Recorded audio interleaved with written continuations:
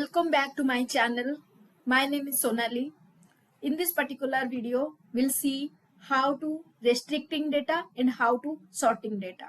So from my past video, I'll explain there how to select data or how to retrieving data from the database. So for here, I will tell you like how to limited that particular data what we are retrieving from the DB and how to sorting the data.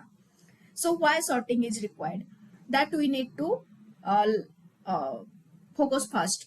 So when in my table have multiple data like lakhs and lakhs data is there, I am not require all this data. We need to sort definitely because we need some specific data. So how to get that specific data?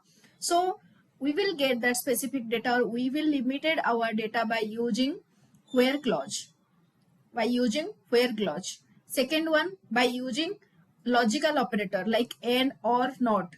And third one is by using comparison operator. Comparison operator equal, not equal, less than equal, between, like, all these are required to limit our data. Okay, so let's see how to limit data by using where clause.